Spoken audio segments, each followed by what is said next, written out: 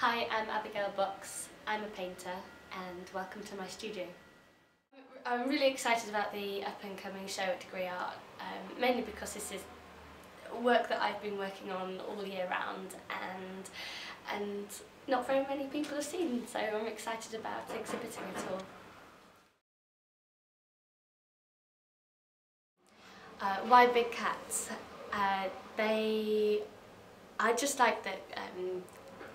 Well, I like that they're wild, but also I like that cats are notorious for being curious, and with the work being about looking at familiar things and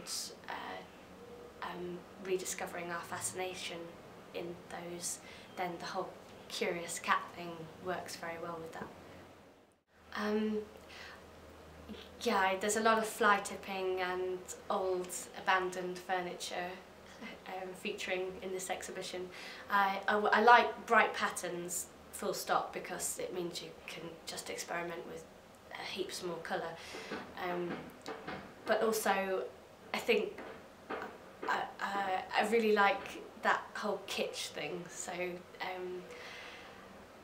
that works well. And also, I generally in real life, when I'm walking around and I see fly-tipped furniture against a brick wall, I just think it looks really good. I know the council hate it, but I like it.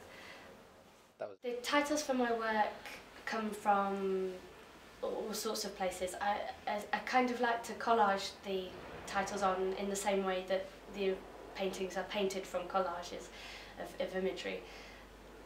I collect quotes and phrases that I like whilst reading articles or listening to radio documentaries, and I've got a big collection of those on my computer. An example would be the middle of the afternoon. That was named after listening to a radio show where there was a lady who was talking, and she was talking about how she couldn't stand the middle of the afternoon. She didn't know what to do with it, and I kind of like that. And the painting that is titled The Middle of the Afternoon involves this lion just lounging around on a sofa in the middle of this rather decadent interior, and it just looks like it also doesn't know what to do with the middle of the afternoon. When I put together the collages originally, I generally am thinking ahead as to how different surfaces could be approached with paint. So, for instance, in the big picture, if you look at the way the lion's face is painted, it's very soft and textured, and it shows a history of the painting of it. Whereas if you look at the bricks, then those are something that I paint with the edge of a card, and they're much more abrupt and smooth and a little bit more accidental. So I like juxtaposing different painterly textures like that. Obstacles. Yeah, I guess not so much obstacles. I think I get most worried, I think, when I get halfway through a painting that I think is going to go one way, and then it goes completely wrong, and I end up priming over half of it and rejigging the whole lot. But I quite like it when that happens, because it means I lose all preciousness over it, and it will take a completely new direction, and they'll often end up being even more weird and wonderful than I intended in the first place.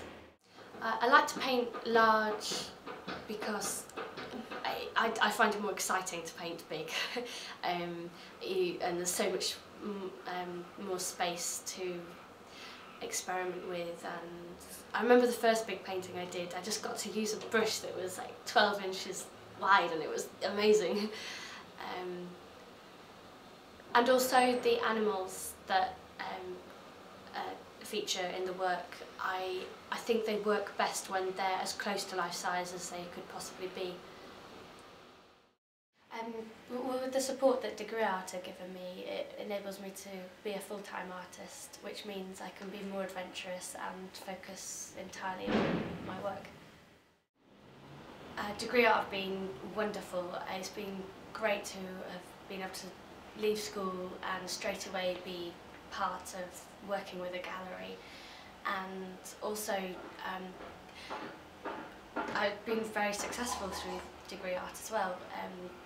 I've had constant work since I started with them, and also I really like that my works ended up in a whole host of places I wouldn't have have expected.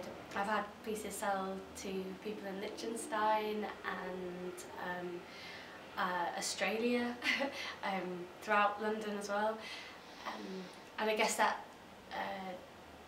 that works because they're an online presence as well, so they have the capability to reach clients that far.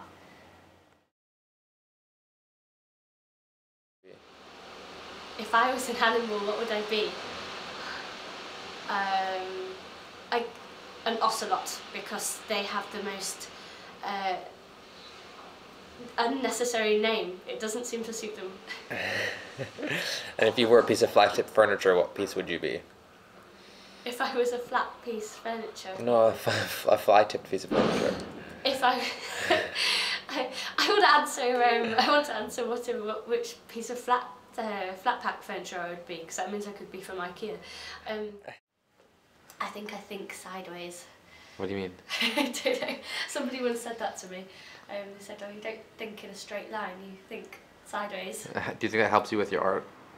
I think it makes me think of unusual. I think I see things in unusual ways, or from unusual perspectives. Yeah.